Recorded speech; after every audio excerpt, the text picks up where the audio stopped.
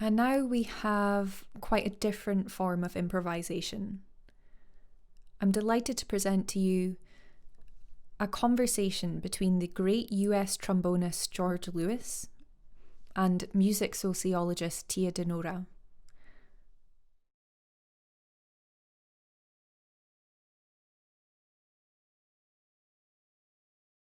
Welcome to this special virtual discussion, part of GIOFest. Our guests Tia Denora and George Lewis are world-leading figures in their respective fields. Their outputs are numerous and hugely influential, and their combined eminence and influence across a vast range of disciplines, including musicology, music therapy, sociology, composition, cultural theory, music technology, music psychology, and more, is literally and metaphorically quite breathtaking. What's more, George and Tia are not only two of the world's most influential thinkers within their areas, they're universally loved as generous, sociable, and big-hearted lovely people. Yet while these interests are seamlessly complementary, they've never actually met, and so I'm really excited to hear how our discussion develops. The plan for this session is very simple. I've suggested that Tia and George begin with a very brief introduction about their experiences with Gio. George has been part of our extended family and one of our biggest influences since the band was formed.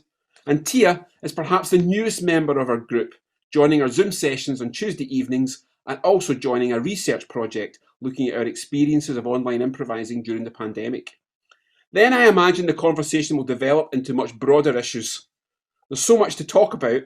I'll disappear off screen while the discussion flows for about 45 minutes, and then I'll come back on and introduce one or two other members of GIO and our extended family, and we'll have some discussions and questions for another 15 minutes or so. I'm going to curb my enthusiasm and stop talking and hand over to George and Tia to begin our chat. So perhaps I can just begin by asking George to talk about your experiences of GIO. George and Tia, thank you very much. Well, thanks, Raymond. That's very great. Uh, is he off the screen now? Okay, so we can talk about whatever we want. I want. Hi, Well, George. great. Hi. It's great to finally meet you. This legendary figure I've known about since Me 1991. too. I can't believe I'm finally meeting you. I kept hearing about you from Jan Pasler for years. So lovely to see you. We just missed each other when we were at UCSD. Yeah, well, we. I came in '91. I think you were gone by then. And I left 2 years before that. Yeah, in '89. But Went you to left Car. this incredible sort of trail of wonder, and to this day, Jan will start talking about, those glory years when you were there and everything, and and so on. So what were you doing there? Okay, I was a PhD student in sociology, and I was there for the usual 6 years. Yeah, We lived in La Jolla without a car all that time. I think I mentioned that to you. So someday I yeah. think there has to be a book or an essay about living in Southern California without a car, but Indeed. not today, maybe. So you did sociology there, and who was there when you were there in sociology? Okay, so Aaron Sickerell was there, Hugh Hmm. Meehan, he was my supervisor, Bud Meehan, Oh yeah, Bennett Bud. You're right. Berger. The famous Bud Meehan. You worked with him. Yeah, it Wow. was brilliant, absolutely brilliant, lovely guy, brilliant supervisor. And I worked with Bennett Berger. I don't know if you Oh know yeah, I Bennett. knew Bennett. Yep, absolutely. And of course, Chandra Yep, Mukherjee's there. Yeah. yep. So yeah, so my committee, we have these committees, was mostly sociologists, but Jan Pasler was there as the musicologist. She was a tremendous influence on me. I sort of formed my project originally in her seminar on reputation, and it took off from there. So she was just brilliant, informal mentor, great example. So Oh great yeah. times, great times. You had a great committee and real music heads like Chandra, and I don't know about Bud, but I know Chandra and Bennett were into it, and Yeah. now and so like the other thing is, it's funny because Jan was also a mentor for me, although I was technically a colleague, but she was the one she was the person who really read my very first article, the astrological urological thing. Yeah. And Yeah, so, like, I know she that just one. she just Really, read that over and over and gave me a lot of hints. And if it wasn't for her, I probably wouldn't be doing any music scholarship. So we yeah, both have her as mentorial figures in our backgrounds. yeah. So here's to Jan. Here's to Jan To Pasler. Jan Pasler. And so I hope she gets to watch this. And but so what do you think? I'll tell you a little bit about Geo, my experience. I mean, Raymond brought me to um, the what is it? Where do they have these wonderful concerts in Glasgow? This is it the CCA or the ICA? Culture. Yeah, yeah, yeah, CCA, yeah, and yeah. for a workshop, and we had two groups playing together. I think it was Geo and another group that I should remember, but I don't because so maybe. But it was wonderful, and then they brought me back. I mean, Glasgow was like a I don't know, like a fantasy of a kind I never experienced before. It was sort of amazing, you know. And a lot has happened. I mean, my appreciation for the country and culture and people has risen. You know, it's really gotten really much greater since being involved with Geo. But among other things, we were around 2007. I went there to. They commissioned me to make a piece, and so we. So it was. I handled the piece sort of like there's that section in well, sorry about that. My eyes are watering for some reason. Maybe it's nostalgia or something. Um, it was a piece about. Well, the piece is called "Artificial Life 2007," and it turns out that turns out to be one of the pieces of mine that gets played the most, even now, like for some reason. But it was written for Geo, and Geo has done it many times, very beautifully. But it was sort of the rehearsals for it were kind of run like there's that section in one of the Stanislavski collections where he says, "Well, we're gonna rehearse." It's called Improvisations on Othello, and so Mm, we're gonna rehearse Othello. But so, well, where's the script? So, well, no, we're not going to have the script right now. We're going to do these improvisations based on characters and themes and so on. So they would do it that way. And so we actually just we just started playing for days.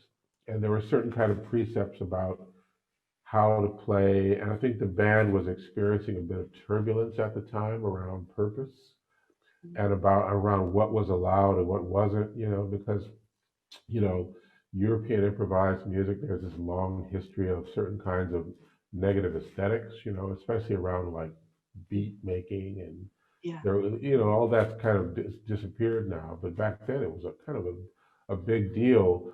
Although I felt that a lot of it had been imported from the past, and that these younger people didn't have to really deal with it.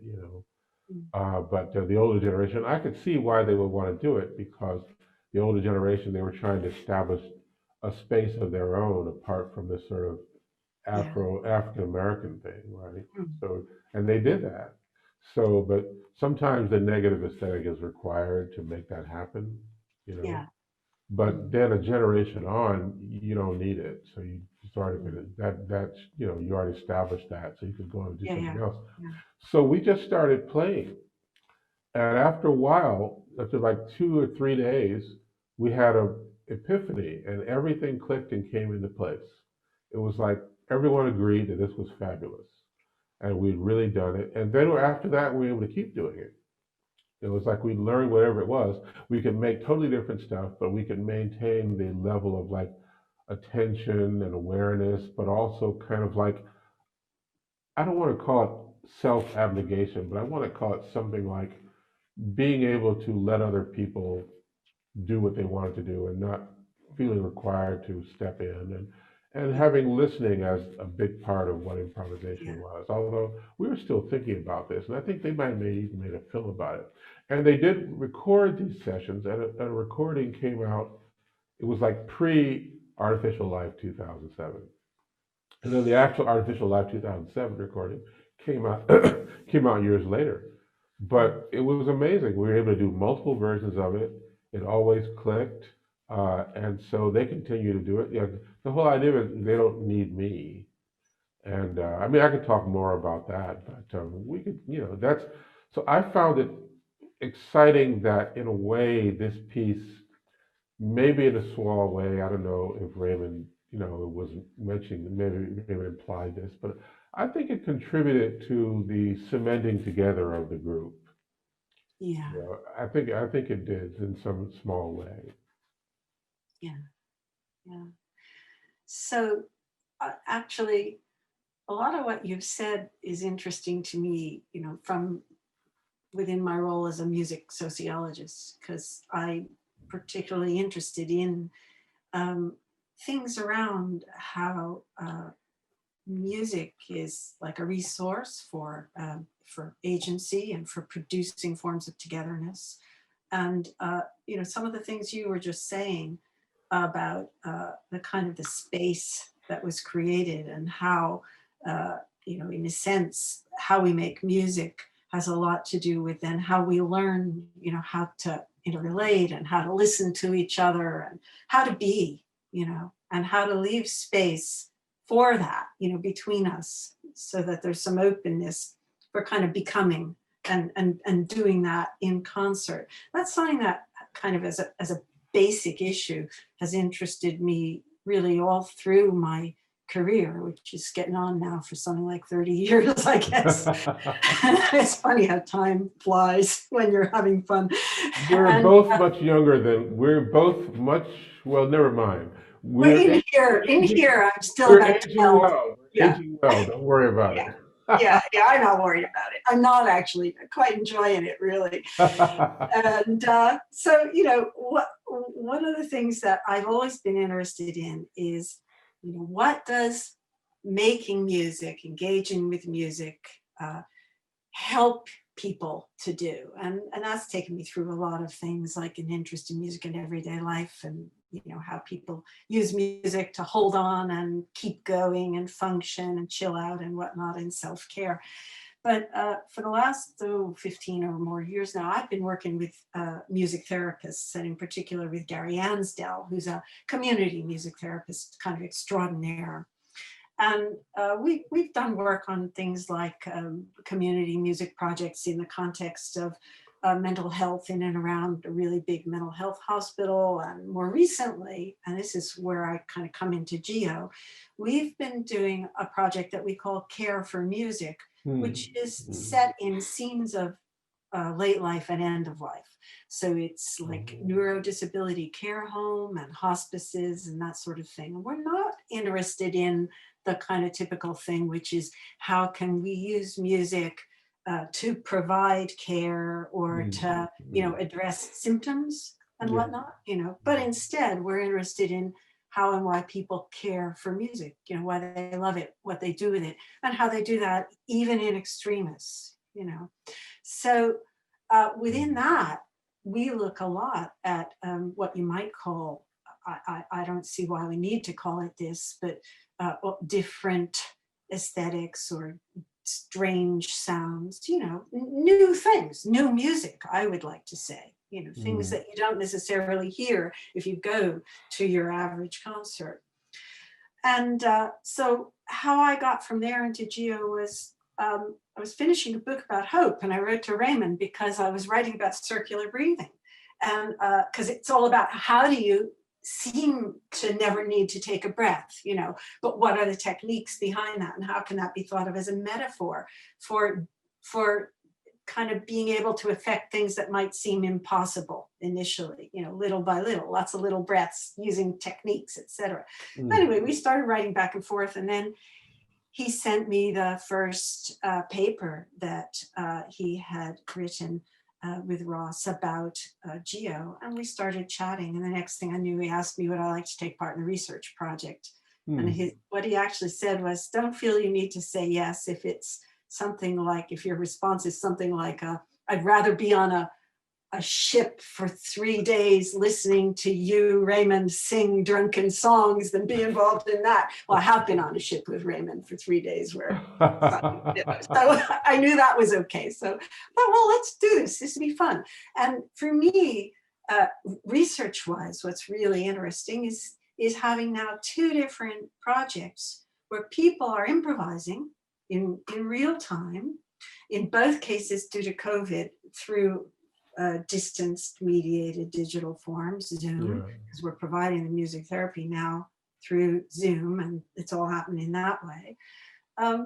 And it's been fascinating to look at really different contexts where this is happening and where new stuff is coming out. So for me, then when Raymond said, why don't you join it?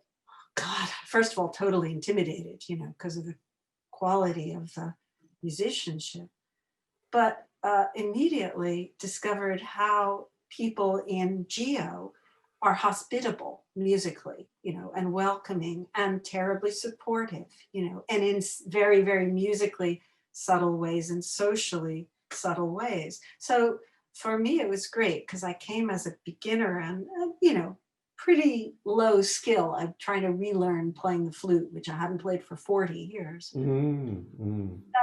Just taking part and listening and thinking, trying to be as reflexive as I can about what has anything changed, in terms of how I orient not just to GIO, but to other things. I'll just give one quick example. I remember after the second or third session finished, went down to the kitchen, it was time to make dinner, turned on the tap, and I noticed I was listening, in new ways, but not just hearing in new ways, the water and the clanking of the pot, but enjoying it and thinking about what could this be and where is it coming from. And so what I'm finding is something that I've written about, but never actually experienced myself as somebody making music with others, how actually new forms of consciousness do arise in relation to musical practice, and nice, simple, mundane, micro practical examples of how and where that happens. So, from the study and the GIO down to the kitchen, listening, rethinking how to relate to other people, the whole improvisatory attitude, all that has been stuff now that's been bubbling away for me. And of course, within the context of, creative isolation and COVID and lockdown and, all the anxieties that go with that. So that's how I've come in and joined the so-called GIO family, which does feel very familial, in fact. So, I think you really sort of, describe that attitude that GIO has very well of and I kind of felt that the piece I made for them back then, it wouldn't have worked had that not already been in place, because it drew upon those kinds of relational attitudes, which then have become a very big part of what I do, both in thinking about it in scholarship and also in the pieces. But I wanted to ask you something because when I read Music in Everyday Life, and also the other thing that you did with Charlie Kyle, the early stuff, right? The fairly early stuff. That was like an important part of my background for thinking about improvisation, but I don't know how much you guys actually talked about improvisation as such in those books. Yeah. I'll just quickly say, I think you're thinking of My Music. Yeah. My Music. That wasn't me. That wasn't me. I'd love to take credit for it. Oh, I thought, didn't you do something? Deeply inspiring. Didn't you really do something? I thought you didn't do that book with him, or he did his own. No, I wish. I wish. Okay, well, that was a great book. Well, we could fold it in anyway. But let's fold it in anyway, and let's stick with the improvisation point. Yeah, or we could stick with Music in Everyday Life. I mean, so when you talk about that, I haven't read that book, reread it a number of years, but I mean, how does improvisation, looking back on that, because what happens out of that for us? I've been working, I'm still continuing to work with Arnold I. Davidson, the philosopher, on this idea of music as a way of life. And for him, this comes out of things like moral perfectionism and his work with Pierre Hadot, and he's about to publish a new book on spiritual exercises and improvisation. And this has a lot to do with something that could connect up with the work you were doing. But when you were thinking about this early work, were you thinking about it specifically improvisative work or improvisative attitude to experience, or? Well, that's really interesting to me. because in music in everyday life, I'm talking primarily about people who are listeners, Yeah. that would be the kind of stereotype, is that they are music consumers, and I hate that terminology because it tends to imply a certain kind of inability to have any control or to exert agency, or, it's Right. passive.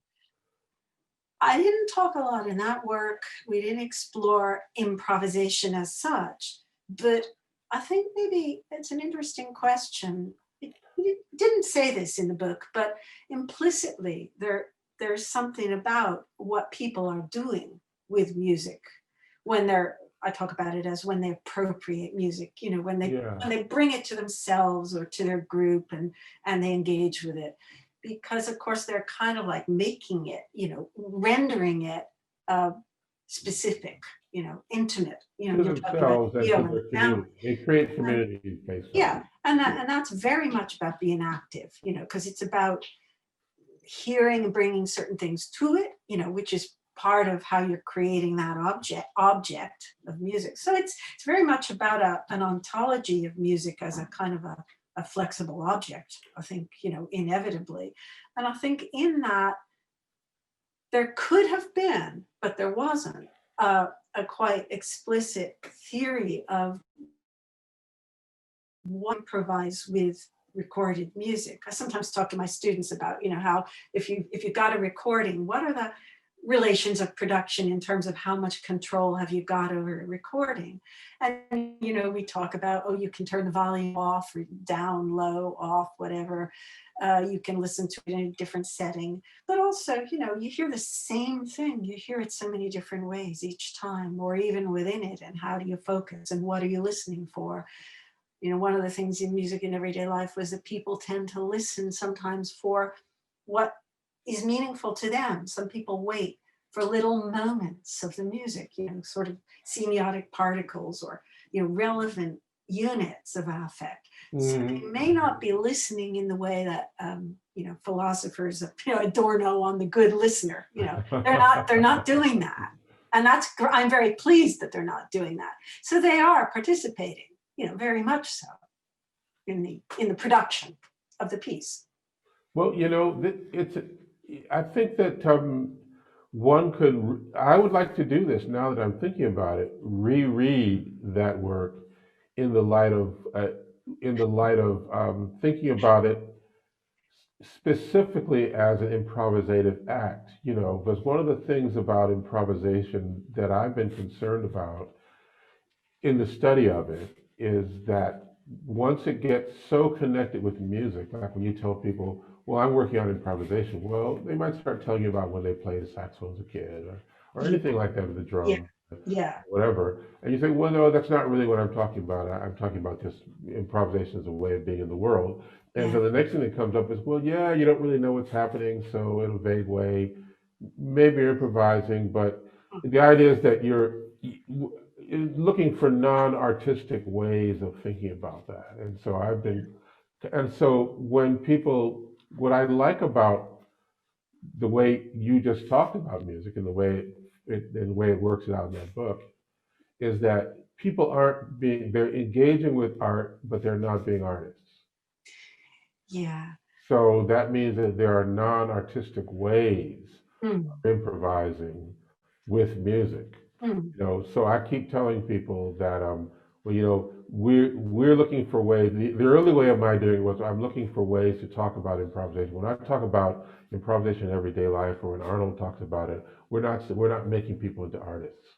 What we're trying to do is we're trying to get them to think about the ways in which they have to get along in the world. There are a number of people like, I have particular influence from looking at David Velleman's book, How We Get Along, where he describes, he takes a theatrical metaphor, humanity as improvisative theater troupe, yeah, yeah. or, and when we started doing the Oxford Handbook on Critical Improvisation Studies, Mhm. we were looking for people we found out that improvisation was being talked about in a lot of different ways in a lot of different fields, and a lot of them had really no investment in things like improvisation versus composition in music, which is seen to be so important today. Yeah, yeah, And sort of like creating these dual negativities, these double star negative yeah, binaries. And yeah, so, yeah, or even Carl Dalhouse in the article I read many yeah. years ago, Mhm, where mhm, he's using improvisation to actually define composition. So mhm. he's defining composition as basically the way he thinks about improvisation is means that things are made up on the spot, or and there's the score is in composition. The score is supposed to represent the essential Yeah. part of consciousness. So in the end, um, I ended up coming up with just four things that mattered to me in thinking about Mm. improvisation. And the first one was indeterminacy, which is very odd because when you read about, indeterminacy in the music books, they usually have indeterminacy and improvisation. They have them in the same chapter of the book, and then in that chapter, all the black people are on a certain page, and so so so And you then around another page, right? they're not anywhere else in the book. We've been talking about that here quite a bit about Afro-diasporic and contemporary Yeah. music and why no one here knows what it is or who the players are or who the composers are. Mm. But that's another topic. But um, in terms of indeterminacy being not oppositional to improvisation and not a moral imperative, but simply the stuff we swim around in every day. No, we really don't know what's going to happen. So that's the fundamental aspect of it. Mhm. And then, but somehow we manage to assert agency in the face of all of that. It's sort of like it could be the Beethovenian fist, I'm going to do something no matter what, Yeah, no matter yeah. what is an expression of indeterminacy. Mhm. So, so we're looking at agency and indeterminacy, and around about 2007, that's all I could identify. Then I started to think about judgment and analysis of conditions. So that's an interesting thing because that could happen both subconsciously and consciously. You know, I mean, it does happen subconsciously. I mean, it's what the neuroscientists Yeah, tell us, I believe. yeah, So, and though that's element number three, and the fourth element is just choice. And the funny thing about choice is that when we come full circle back to what we were talking about just a minute yeah. ago, Mm. where we don't the thing is about choice is that we don't really there's as far as I can tell, and you could maybe correct me on this, but I Mhm. don't see a truth value to it. I don't see people being able to substantiate why they made the choice, Mm. either before or after. I'm going to do this because, but Yeah. you know, Okay. we don't know if Yeah. you really, Yeah. or I did this because. Yeah. Well, that's Sure. just, yeah, that's, we can't substantiate that. So it's like this weird kind of collapse of the wave function on either side of the choice, Yeah. where it's a quantum moment. And so this Oh, this quantum, is, yeah. yeah. I want to So respond to that's all that. for me, and that's Yeah. all. And Yeah. so when I look at your music listeners, I see them swimming around and saying, well, someone says, well, you heard this? Yeah. That's Hmm. a moment of indeterminacy right there. Have you heard this? Well, Sure. no, I have not. Happenstance. Yeah, absolutely. I mean, quite a few things I want to say in response. The first is that, when I hear some musicians talk about improvisation, or if I read about it in a textbook, right? To me, it's far too kind of music studies definition, and I couldn't agree with you more. That seems to me it's a bit like we went back to the Boethius notion of music of instrumentalis versus human. Yeah. It's this Oh, notion of God. Hmm. it's too focused on the former. It's too focused on what are all the techniques. We can have a textbook, we can have a taxonomy, we can talk about different kinds of scores, et cetera, et cetera, et cetera. And it kind of, to me, ultimately misses the point, which is about kind of inquiry and openness, orientation, experimentation in the social psychological sense as well, not just in the music is just a kind of the beginning point. And when you're talking about things like choice and how people can't account for it, why this way, not that way. I think part of that is it's a failure of our languages. We're expected to talk about it that way.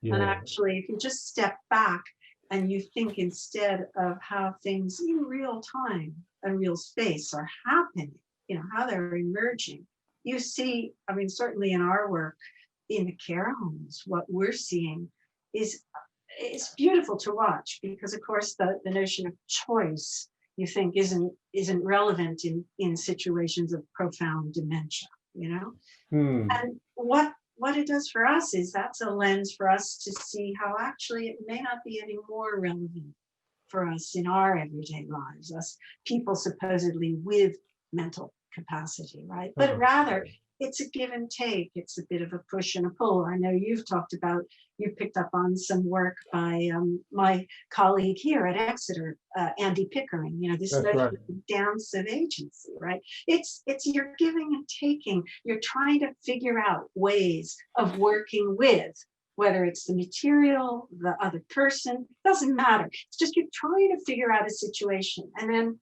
from there, there can be some very interesting politics around how that happens, and who gets followed, or maybe who speaks more in a conversation if it's an improvised talk thing, But nonetheless, it's people pulling together, working together. Howard Becker, the notion that things are activities. And for Gary and me, Gary Ansdell and me, in the care home, what we're really interested in is, it's kind of like the Cartier-Bresson notion of the decisive moment. How do we get these kind of crystallizing moments after which things might follow a different track? There's these, where do they come from? How are they produced? How do they get carried on? And then you get very far removed from this notion of, the supposedly autonomous, responsible individual, and you get something that's much more lovely and social. And it's like Gio for me. Gio seems to know this, and develop that properly and understand it as a resource for getting on. Let me ask you about the dementia case, because that seems very interesting. Yeah. I mean, I could bracket that by saying, well, I bet it's fun there working with Andrew, because I came this close to naming my next CD, the Dances of Agency. Well, you've got the angle of practice already, which is a fabulous piece. Well, I already stole one title from him, so I figured that was I mean, the piece is dedicated to him. But in any event, I wanted to ask you about dementia because you talked about choice. Yeah. And the thing is that no accounting for choice. Maybe what you're saying is that capacity, we don't need it. In other words, my idea about improvisation is involving choice. It doesn't mean that you don't have to account for choice. Yeah. You just make the choice. That's right. However, the choices are being made, so we have to put that in the mix. And then the business of indeterminacy seems, in a way, crucial to. I don't know anything about about dementia really, but it seems to me that indeterminacy would definitely be a factor. Agency could be a problem, So. Well, that's interesting. We can talk about that. Yeah. Yeah. Well, what can you tell me? Yeah. Okay. So, we say agency could be a problem. I'm not sure what you have in mind when you said it. If you want to say something more about it. Because I feel like I'd be speculating, but when you picked up on that, I'd love to hear what you thought about it. Okay. All right. So first of all, I'll tell you how a lot of people talk about it as a problem. They'll say things like the person living with dementia, which is a terrible way of describing it, I think. Their agency can become a problem, right? Yeah. They do things that are problematic, right? But of course, if you think about something like Thomas Szasz and the myth of mental illness, for example, he talked a lot about how we don't so much have pathological conditions as we have problems in living, right? So the problem of somebody's agency in a dementia, in a scene where dementia is a relevant term, is everybody's problem. but it's often bundled, so that it's the person with the problem, right? Yeah. Then the other problem that's often attributed to that person is that they don't have they can't remember who the prime minister is, or they can't remember what day it is, or they can't remember that they just had dinner, so they want to have it all over again, or whatever. Yeah. But actually, when you look at these situations closely and on the ground, what you see is there's ways of tinkering, improvising with the environment, where for all practical purposes, those problems, it's not like I'm not denying them. It's not that there aren't differences in how people can do things, but they become less relevant than they were. It's kind of like, I'm thinking of like Nora Gross on Everyone Here Spoke Sign Language, where Yeah. Martha's Vineyard had a lot of hereditary deafness.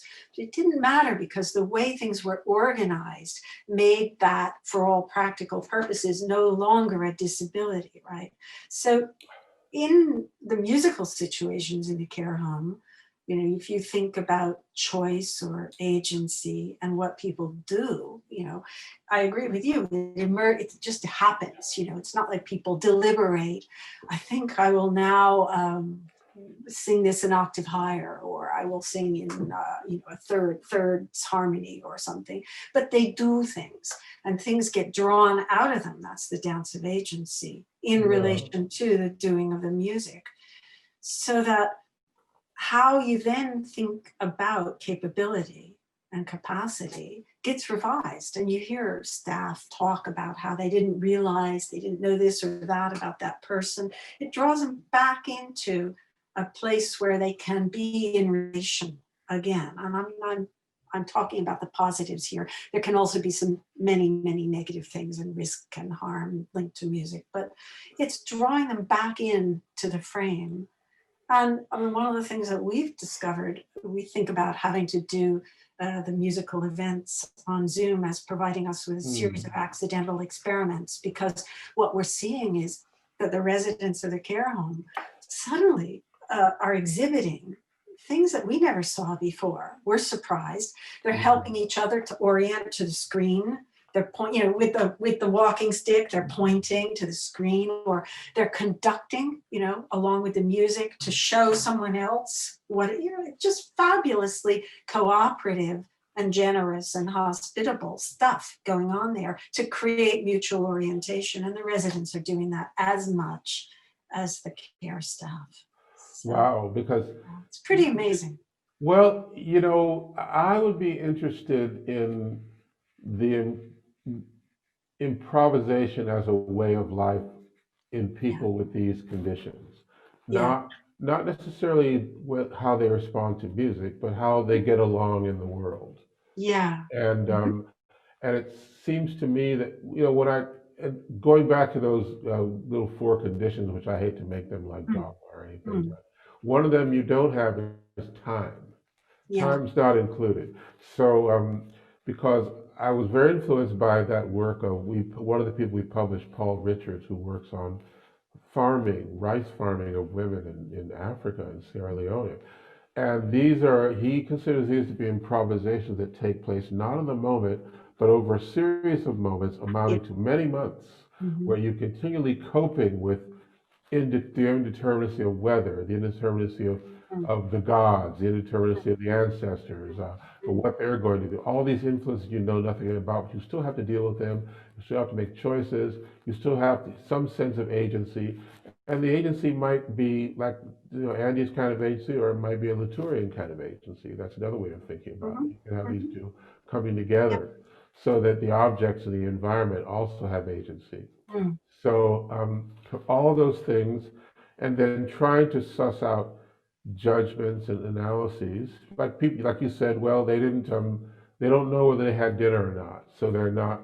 Well, maybe their analysis is not effective, but it's still taking place. Yeah. So Yeah, absolutely. So people doing those things, or anyone doing those things, whether it's a machine or whatever, whether they're doing music or not, or anything artistic, they're improvising as far as I'm concerned. And so, what are the modalities of those improvisations interest me more? and I tried to find a way of looking at improvisation that wasn't artistic or aesthetic. Mm. It took us outside of that, Mhm. so that then they could. And so even in the work you're doing, in the work you were doing with music listeners, it seems to me that they're also improvising with these elements in terms of their everyday engagement with sound and music and all Mhm. of that. So once we, so I'm imagining for a number of these people you're working with now, time is very flexible and fluid. Mm. I don't know Oh whether yeah, that's true. yeah. And that is a resource as well as a liability or a problem. Yeah. The fact that time is flexible.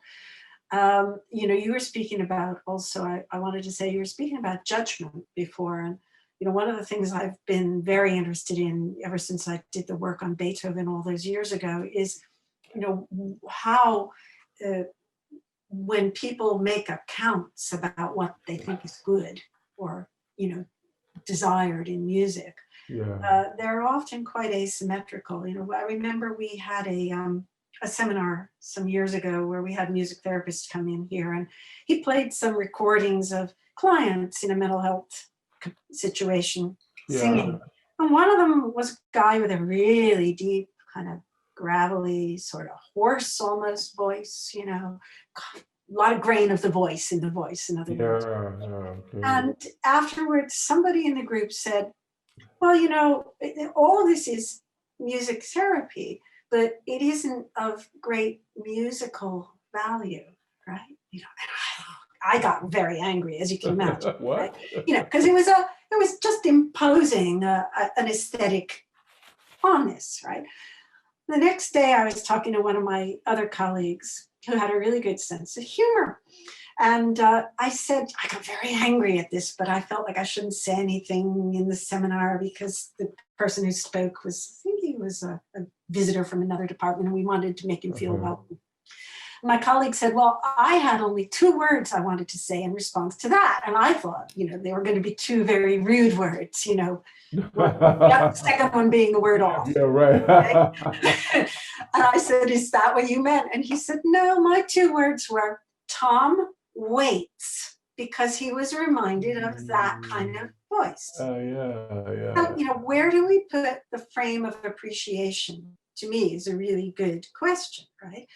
And a lot of times what we're hearing in the music making and in, as you say, what we're witnessing in the improvisatory attitudes and the playing with time and the very creative use of things like walking stick as both conducting baton and percussive beater, and lots of creative stuff, creative use of the voice. There's a woman in this place who can only say the same 2 words in succession. Okay, I don't want to say what the words are because I want to keep her quite anonymous, but she uses them in at least 200 different ways.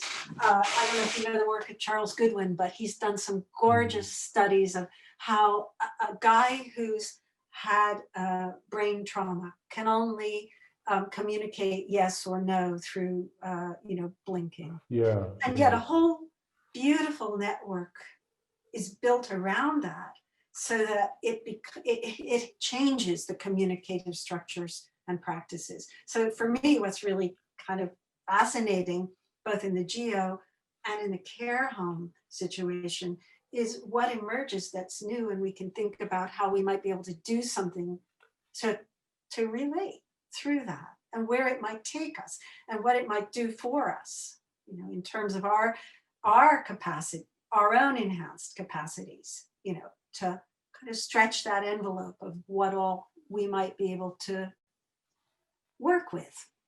It's interesting you said that about the Goodwin stuff, which I didn't know about, but I probably someone like David Rokeby, I remember some of his earlier work as a media artist, involved creating means by which he could technologically um, parse these gestures with video so that the people could talk to and with and through these eye movements and kind of gestures to do things.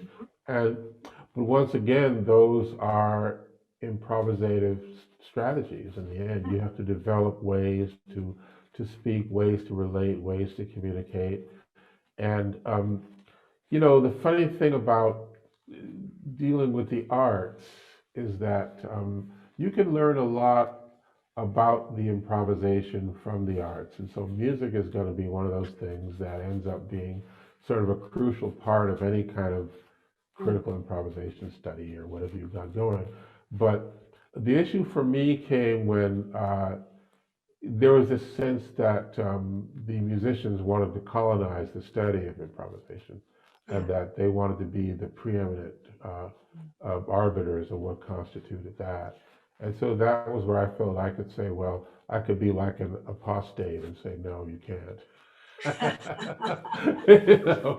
That's great. So we need to learn from you, but you need to, like, you know, sit down and let these organizational science people have a go, let these cultural theorists have a go, let these other people deal with it. And there was one other thing you just said which totally went past me in a flash, so I'm not going to be able to recover that. But you know, I don't know. It's been lately. There is one thing about improvisation in music that I've been trying to do for years, that I'm wondering maybe there's no easy way to do it. And your work right now might provide some insight on this. Of the people you're working with, how do they know, or do they have a sense of when things should come to a conclusion, like a particular interaction should come to a conclusion? Like you're working with someone for a while and then like, well, that's enough now, or something like that. I guess there is no yes or no to that. It's very situated. Not even just according to the person, but according to the day, what's happening, many things. But it's also a harder thing to answer because these are situations where Gary is working, you know, professionally as a music therapist as well. And so he'll feel the need sometimes to bring things to a conclusion. So he will, as it were, intervene and give cues about moving toward ending. But I'm just thinking about some of the. And what are some of these cues we've listened to, where people will, sometimes they'll sing until they get tired, you know, and then they'll stop. Other times they'll fall into a music form and they'll finish it, you know. But I think one of the things that perhaps is most interesting is, I'm just thinking about this out loud. Sorry, this is going to go slow. No, go for it. It's gone really slow for me. Yeah, that's okay. We're improvising. So I actually think sometimes it's linked to micro gestures and stances that get taken. And then one thing kind of socially cues another thing. And then there's a sense of an ending, you know, a sense that now we're near it in terms of maybe gestures closing down, you know, getting quieter, for example. Other times Gary will deliberately lead, you know, that help build the energy up so that it ends, you know, with a bit of a bang. Okay. So this is a part of his improvisation with the therapy. He's improvising. Sometimes it's singing songs and using them as a basis for, you know, developing music out of that. Other times it's free improvisation. Yeah. Sometimes it's kind of like vocalizing, giving cues, you know. Other times not. Because I came across this guy, John Bing Hall. Yeah. Who was working on these kind of improvisation therapies, these kind of strategies. Yeah, very interesting guy. Yeah. I mean, there's a lot more I could say about it, but I'm kind of realizing that I'm seeing Raymond in the picture again. I see Raymond in the picture. Well, but you know, let me before we go out of that, I was just telling the reason why I asked you this because The thing I'm trying to work on now is how people do this, how they decide when the end comes. Now, Yeah. you can play in Geo, Okay. and we were, one of the things that we were able to do very successfully, and I'm sure is still the case, is that even in groups of like 20 or 30 people, the thing about Artificial Life 2007 and pieces that we made on that was that we were all figured out how we could end the piece Okay. together collectively. Yeah.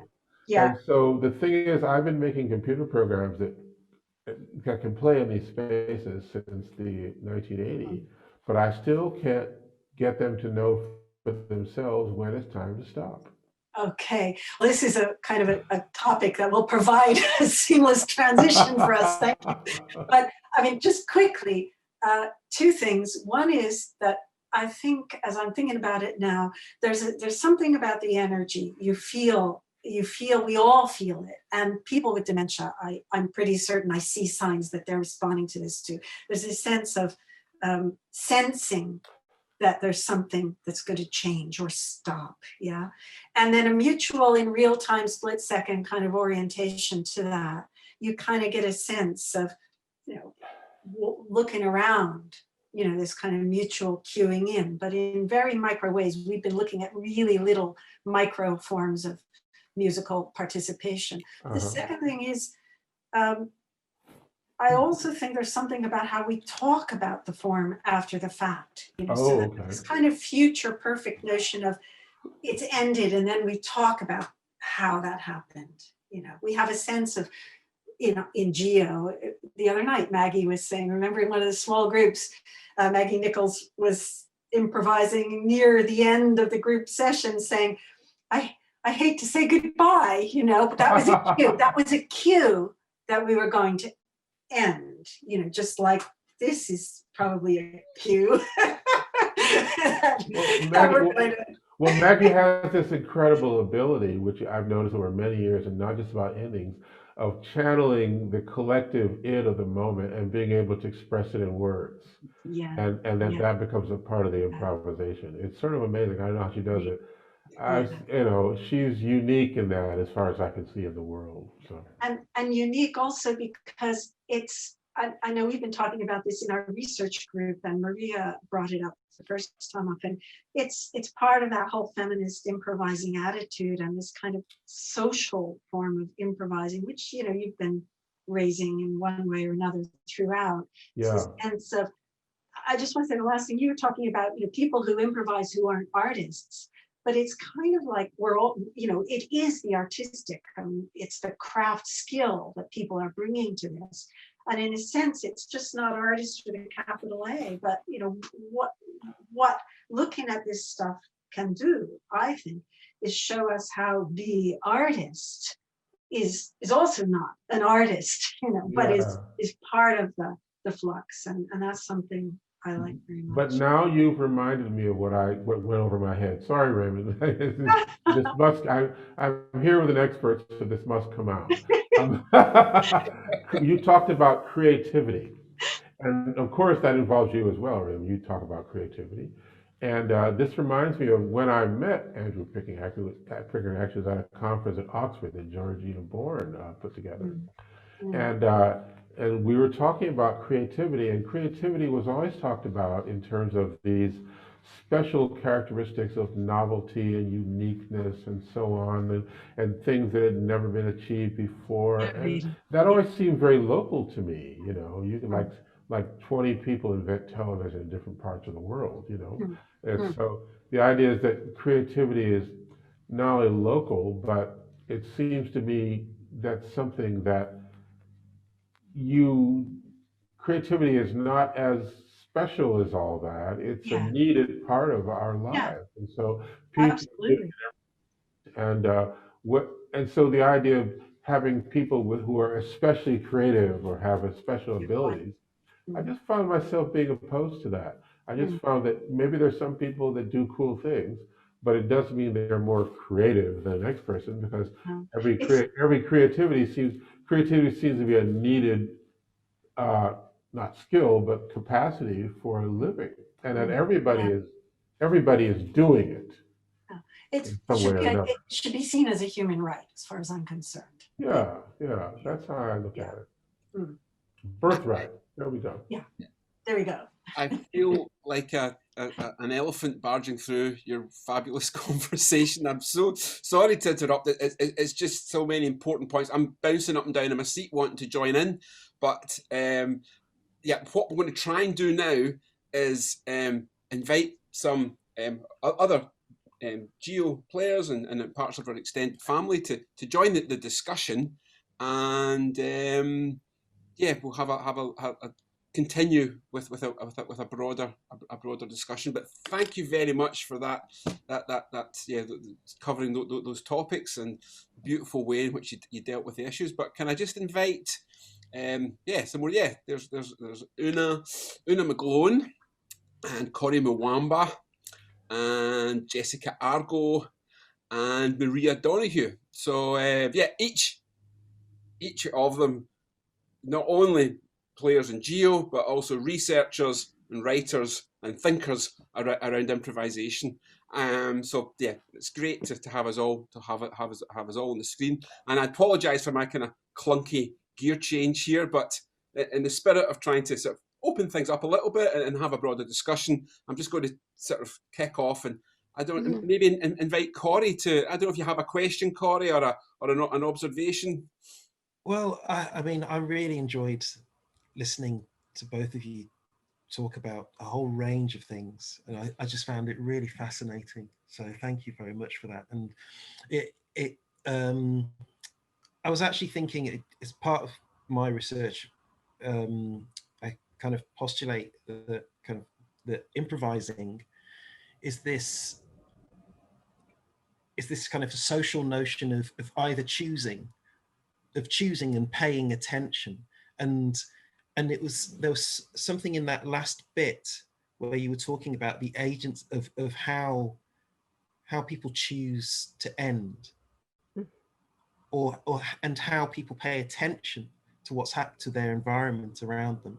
And I was just wondering if you could maybe that kind of resonates with what you said and what you think about that.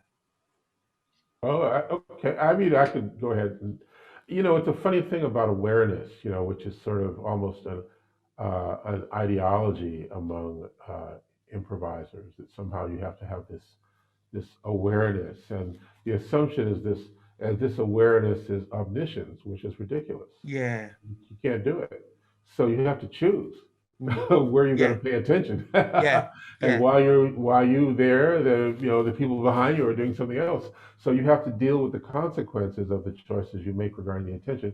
And that's the weird part, because there's no way to justify, there's no truth value to that choice either.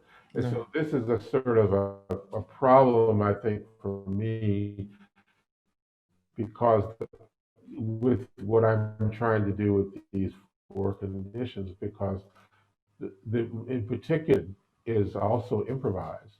Well, that's why, and the listening itself becomes improvised, and is subject to the same four conditions of indeterminacy. It gets to be this recursive thing which doesn't really end. So that's been a very difficult problem. But yeah, attention, it seems, when I was listening to Tia talk about the people she's working with, it occurred to me that attention was some choices are being made, but the choices might not be apparent to everyone in the same way. Like I don't know, like you have to sort of, as a therapist, and I don't know much about it, I know nothing about therapy, but you might have to think about where those choices are coming from, or to try to deal with the consequences of those choices. Does that make any sense, what I'm saying about this? Yeah. I feel that there's a sense of, and what I think was highlighted really well by Tia, who I've only met for the first time today, so hello, is Zoom is great. is the different ways that people choose. Just because somebody has dementia, my own grandmother had chronic dementia, and the way her choices in terms of what she would choose to do at certain time of day, what she would choose to remember, and what she saw in the world. So how she related to her environs was kind of really striking towards, especially towards the end. And so that it seems as if, for me, there's I very much agree that there's a sense of we make these choices. We can't. There's no kind of value system to those choices other than that with which we relate to ourselves. But the one of the things that I notice with my grandmother, and one of the things I actually notice in Geo, in terms of playing, and this was when the first time I saw them, I came up to Glasgow and I wasn't playing with them, but I watched them play, and that was I was just blown away. And in terms of the way that the musical situation is molded into an environment where they are all seemingly paying attention so closely to each other and relating to each other so closely, that they do know when to stop, who is going to be foregrounded, mid-grounded, backgrounded. That's not a question. It's an observation. Do we have time? Yeah. Can I jump in for a minute, or do you want to move on, Raymond? No, of course, Tia. Yeah. So, as a sociologist, for me, the notion, the word choice is a kind of because it can easily fall into kind of neoliberal individualistic notion. Yeah, absolutely. And one of the things that I don't like about some of the research that's been done on improvisation of any kind is where there's kind of over attributing expertise, to the deliberator, and I know what to do next. And so in actual fact, a lot of that is kind of a retrospective account that's linked into kind of glorifying some versus others. Expertise. To me, that's not actually as interesting as a research topic as studying the ways in which what looks, when you look at it outside or after the fact, like choice,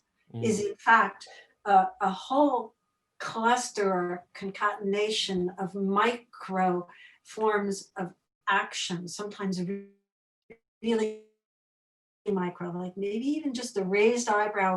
How sometimes a tiny thing can be huge, like in communication, if somebody raises their eyebrow in a certain way, that could be big time dangerous, or whatever. So how these things emerge, and what you just, I think, really highlighted nicely, which I noticed in Geo, is it's very much about the intimacy of, in this case, music making. It could be talking or communicating or just being with, but it's very much trying to learn about the others, and not just the others as people, but the ecosystem, what's here, what can I work with, and then and being attuned to that finally. So that's a form of trying to stretch out that perceptual envelope, and notice more possibilities, not just look over there. We all know how selective attention is, which is both a resource and a liability, but to try to orient. And of course, the fact that you guys play so often and have done for years, it is a family. What people's idiosyncrasies, habits, impulses, patterns are, so it's easier to flow. Yeah, absolutely. Thanks. I would also say that even people who don't meet that much can also create these endings, because we see it all the time. I mean, you meet somebody for a coffee, you've never met them, but you can do it. You don't have to have known them for years. And in improvised music, you'll see that when Derek, for example, Bailey used to do the company weeks, you'd have all these people they never met, but they were all part of some shared knowledge base or some shared practice base, and that enabled them to come together and do these things in ways that I've always sort of felt that it's nice when you have groups where everyone knows everybody, and but then there's often comes the assumption that because they know each other, they have they can do more than people who haven't known each other. And sometimes that seems almost axiomatic, and so you have to Yeah, just, yeah, yeah. and That's then true. maybe you Yeah. don't want to just you don't want to take that and say, well, okay, Mm, Yeah. of mm, course, I mm. mean, one of the things I talked a video on the web of Jerry Allen, the pianist, playing with one of my old computer programs. They did a two piano concert, and then at the end of the concert, we had a Q&A with Arnold Davidson and other people. And someone said, well, she said, well, I didn't know, she told the questioner, well, I didn't know how it was going to respond, but I knew it was going to. And then he said, well, that means that of course it was more unpredictable than with a human player. And she said, well, I don't know if I would say that, Mm, mm, because she was able to connect up even with this supposed machine that was not, because I think that in there's sort of a shared practice base. Yeah, But yeah. of course, yeah. even with the shared practice base, when she felt able to communicate with it, I had to come in and turn it off at the end. Because it only went so far. So Yeah. that's what I'm trying to learn now, is the stuff that we're all taking for granted, is how Mm, we're able to do these things. And mm, I think some of what Tia said earlier about, you know, the improvisation in the therapist's task seems to be something we could look at. yeah. Yes, I think, Raymond, you've done that probably, and other people have done it. And who was the guy? We tried to get this guy to write, but he passed away, Tony Wigram, Oh, Yeah, who's I one knew of him. us. Yeah, Yeah, I talked to him, and then he was gone. And yeah. yeah. Tony was and remains a towering figure in improvisation, and I was lucky enough to meet him many times and work with him. And his book on improvisation was hugely influential for me as well. A really big influence in the field. And can I very clunkily shift and ask Maria to come in at this point, because I know there's so many moments where I was thinking about what you've been discussing over the past few months, Maria. So yeah. Yeah, no. So I guess I can link this very easily to this idea of how do we find the ending. And I think for me, this excitement, watching you guys talk, it's like these, fireworks going off in my brain. I'm so excited. You have all these epiphany moments, your brain's a jitter. And that to me is also when you're playing music, when something is just, you really, vibing with it, and you're just so excited to think of things, and the things you're thinking even are nonsensical. And I think that this is the stuff that is the energy, the horsepower that drives these connections between us, that drive endings, that drive beginnings. And yeah, it's everywhere. And like you say, George, it's life. And so I definitely want to say that that's happening to me while listening to this. And I'm going to try to kind of work in some questions that are coming out of these kind of little synapses popping off in my brain.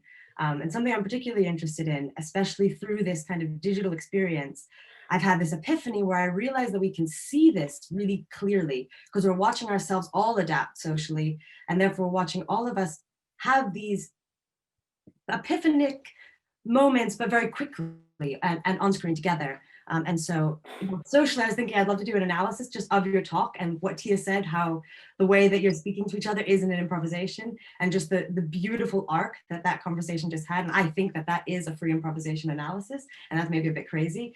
But getting back to the music, I think that for me, the Geo sessions have opened my mind into thinking how we are changing as a society, and how we have these endings in large arcs of time as well. And George was talking about the kind of, the kind of older generation free improvisers, and this kind of tension that was happening where we're trying to move outside of needing to want a space, but wanting to exist spaceless. And I think that was a big tension that was going on. And as a younger improviser, I don't have that tension in my life because I come into this open space swimming pool. And so I'm wondering if now that we can really see that arc of ending coming to a close with this pandemic and this crisis, because now we are changing or welcoming this new style, this new thinking of being an improvising liver and not just an improvising musician. So I wonder, both George and Tia, how you think about this as possibly being a catalyst for a new opening, a new beginning, and kind of towards George's ideas of the Creolite and the diaspora, of where we could be taking music and living, basically. Let me ask you this. Is it true that Maggie said creativity is a birthright? Yeah. When did she say that? All the time. Well, she says it all the time. Okay. It makes perfect sense. Yeah. You know, so that's good to know that just to, you know, as a sense of humility, so you don't think you kind of made it up yourself. You know? Like, you know, I mean, having known Maggie for a really long time, I can just imagine her saying that, maybe even on stage, you know, at some point she's doing that. But I guess right now, there've been a lot of, I think, Raymond, the thing that interested me when you first started calling for these extended improvisations to twice a week was that I don't think, maybe even you didn't realize how long they were going to go on. No. You know, maybe like a few sessions, and then, but what happened was there was this need for extended community, and I think people are starting to realize. I just gave a talk last week on the topic of telematic Afrofuturism. It's a very odd thing, and what I'm starting to realize is there's something about telematics, you know, this combination of telecommunication and informatique, you know, which is sort of coined in the 70s by these two French researchers. But it both thrives on distance and tries to eliminate it as a factor, which is a very interesting thing. You think about quantum entanglement. So that what we've got here is a sense in which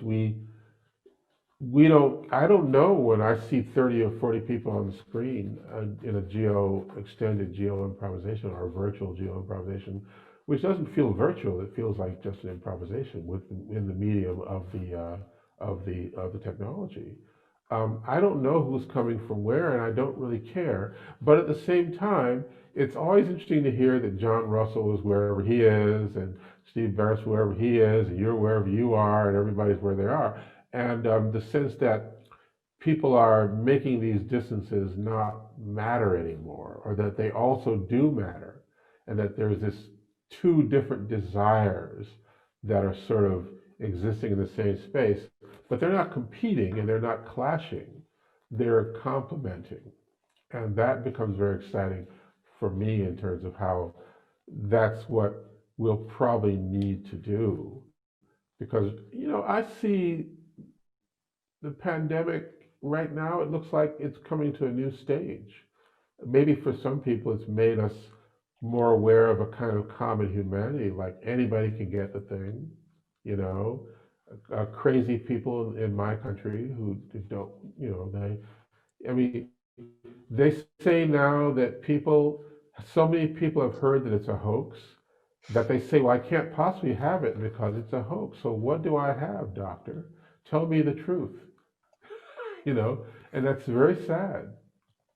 And so it seems to me that spaces like this, or spaces that Geo have created, are spaces in which these attitudes can be interrogated, that alternatives can be provided, so that a space of, I don't want to say truth, but something like it can come together.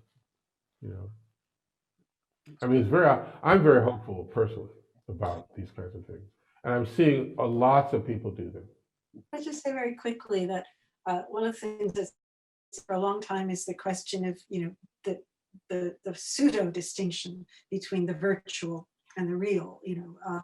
And I'm interested in that in contexts that are quite concrete. Like I'm interested in how music can help manage pain. So, you know, you engage with music and your awareness, your consciousness shifts so that you don't feel, it's like when you go to the doctor, if the doctor says, this is going to hurt, it will hurt if you focus on it, if you don't focus on it.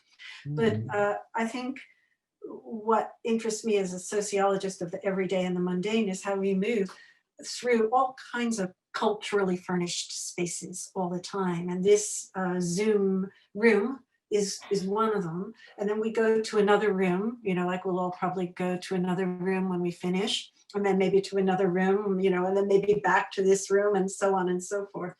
And what we take with us as we go, you know, from one room to the next. And what's interesting with the improvisation in music is, again, what goes out of it, you know, so that the creative stuff you do here may transfer, but it may get modulated into a different format. So, you know how to be creative with a stranger because you've learned how to attend, you've learned, what the sense of an ending might look like, or how to cue an ending, and so forth. So there's this, I like to think of it as a kind of a flow through different kind of knotty spaces, and things that come out looking a little bit different.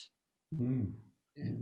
Yeah, I'm thinking of what George mentioned there, that when we started these sessions, we didn't really know what was going to happen or how long they were going to last for. I mean, and I'm wondering, Jessica, I remember right back at the start, it was actually an email from yourself at the beginning of the very first lockdown. You said, "Oh, why don't we try and get together online and see what happens?" And we really had no idea what would happen. And it began as a kind of way of us being together, of staying connected, but it very quickly developed into all sorts of different creative and artistic breakthroughs. But I'm wondering, Jessica, you've actually, one of the people, you've been through the whole journey from back in March and April and been at virtually every session. I wonder if you've got any sort of reflections on that journey, that ties in with what we're talking about. Definitely. So thank you very much for your discussion. Again, very inspiring, profoundly special, I think, to be able to share this, and I'm glad that the audience are going to get to see it on Saturday and maybe chip in with some more questions on Saturday, isn't it? A week on Saturday. Yeah, so I read both of the papers that yourself and Ross and yourselves, the larger group, have put together, and I just had a lump in my throat the whole time. I know it sounds a bit naff, but the reason that I spat out that email so early on, I think it was only like day 2, was that we've mentioned how Geo's like a family, and some of the GIOFests in Glasgow in person have been obviously very inspirational musically, but they've also been just really life affirming and it makes me feel like a part of a really special community, basically, and gives me so much confidence, just like I could take on anything, and it was some of the the parties, the dinners, things like that. It wasn't just being on stage. So to have that uncertainty about how long COVID would last, it just broke my heart, the idea that we wouldn't be able to meet once a month, because I know it's just once a month for about 2 or 3 hours usually, and then a big solid festival of 4 days of barely sleeping and things like that. But I just thought, well, I can't really let this happen. And I'd had tried it as well with another band that I play, synchronized. We write songs and we tried to play in sync, and it was hilarious, but also heartbreaking that it just wouldn't be possible, as I'm sure many other bands have tried. So I was really relieved when we just had a bit of a casual first go, and we were laughing, and it felt silly, it felt absurd. There's something quite bizarre and uncanny about the whole thing, but as soon as we got into a minute or two of playing, it was like we weren't thinking consciously about what happens, and we were just sort of intuitively letting each other play and finding space, and it felt almost exactly like being in the CCA. Obviously we had the mediation of the microphones chopping in and out here and there, but I think we were all very moved. So I think that really touches on what you were saying, George, about distances don't matter somehow, but then it totally fluctuates between that feeling of immense gratitude of connection, but also, depending on what kind of day you're having, sometimes really painful realization, we're not all going to be in the same room together for ages. So the emotions there are very heightened, but I also feel like because it's a bizarre scenario where we're all on screen and we find it hilarious and funny, we also have that, I think Maria, Raymond, myself, particularly, we've all had moments where we felt like we could try something that maybe would take, an hour to set up at the CC, or it would be too frightening to do in person in a building. So in some ways, yeah, it's actually let us be silly together. But then it's also let us have moments of like, yeah, deep sort of upset and longing for each other, or longing for the way of life that we had. So Can I comment on that quickly? Because it really resonates with some things I really care about. And the first is that in the context of our mental health study, what we noticed was that because so much was at stake for a lot of the members of this community service organization, music, it was even more important to get together musically, and so there's a parallel here, being in lockdown and being full of anxiety and not being able to do things and see people and worrying and all the stuff that goes with that. It becomes a heightened space for not just for making music, but music again as the means for making the connections between people. And I think one of the things that struck me as really interesting, and it kind of links up to what you've just been saying, Jessica, is that in the paper, we talk a bit about how people are each in their room and they're sharing, there's the theater of home notion of like, it's like show and tell. It's like, I want to hand you the pie I made earlier and really try to cram it through the screen so that you could eat it. It's like we want to share and show, whether that's through virtual backgrounds and ourselves against it, or through how we change what we look like during a session. We all dressed up for Hogmanay the other night and so on.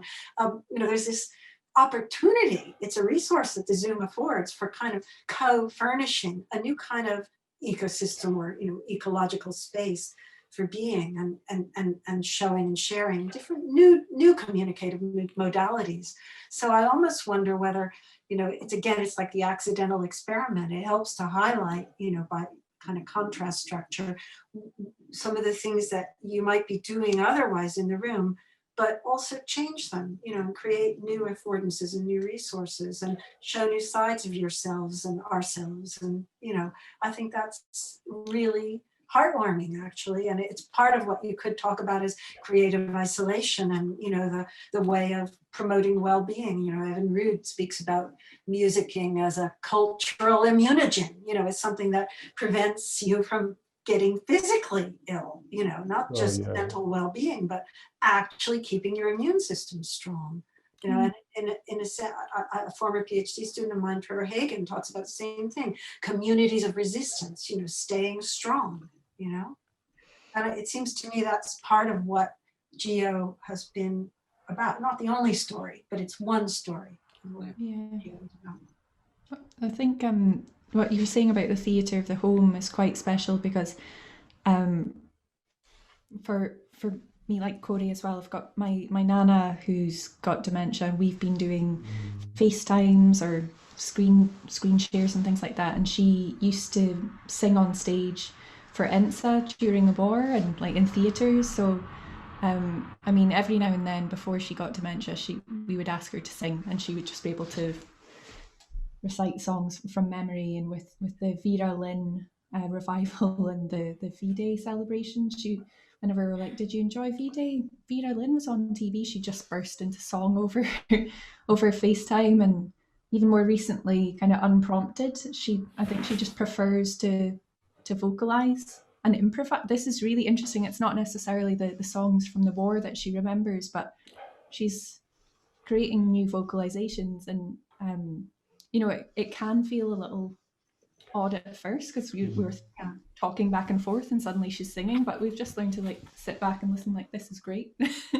And we do this in Geo all the time anyway, so it's a transferable skill.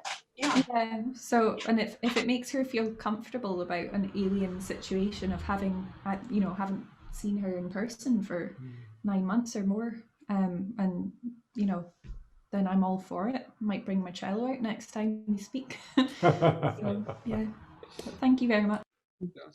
Yeah, Tia, you mentioned that there are other stories as well, and that made me think of Una's work, because Una, you've actually been with GIO since the very first day in 2002, so you've been part of this whole adventure right from the start, and also you've taken this improvisatory approach and applied it to lots of different contexts, and in particular looking at improvisation with nursery aged children as well. So I'm wondering if anything that we've been discussing about sort of resonates with your experience.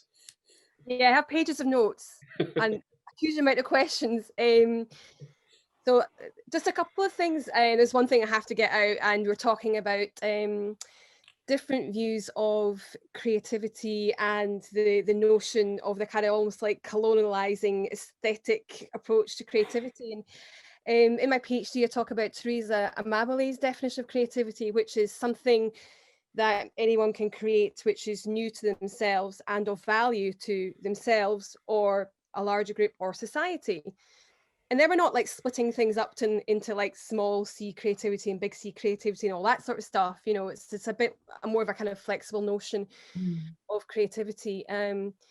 Because when I was working with the little kids, you know, there was no barrier, and that was one of the best things about working with them. There was, when, you know, as a teacher or facilitator, there's no kind of uncomfortableness to get over, and of course they're improvising all the time. And just picking up on something we've been talking about is like the kind of different modes of communication. So part of the PhD was looking at the different modes of communication when they're improvising. So I looked at gaze, gesture. I analysed all the kind of verbal interactions, but also like the way they talked about the improvising in between times. So I think that we're all improvising all the time on different modes in different modalities, and we could be responding to someone's gaze or someone's gesture through music, or through a reciprocated gaze gesture. We can be responding to movement, and we could be doing this musically. But I think that maybe starts to give us a few more clues about how endings happen. You know, you can give a tiny little like eyebrow raise or a movement with your shoulder. You can do that through what you play, and that ties in some of Tony Abragham's work, doesn't it? About the kind of, you might play a certain thing to ground something. You know, you might have a particular purpose with the way you play things to get towards an ending. So for me, it's getting towards an ending is a series of multimodal events that then kind of create an end. So continuing to talk about modalities, we have a new one, of course, through Zoom. And I guess my original questions kind of been answered a little bit. And it's like, what new modes of communication, how does Zoom mediate our improvisations? And we've talked a lot about that. We've talked about how the sort of distance becomes smaller, how we're able to have new freedoms creatively, new ways of creative choice, and the creativity happening as we're doing it, new forms of creativity happening in real time. So I guess my question is, you know, what should we be taking forward to our new normal in terms of what we've been through? So maybe Tia first. Oh boy, that's such a good question. And I'm also resonating with your point about how the kids don't make these distinctions, because that's something that Gary Ansdell and I see in our field work too, with people in late life, you know.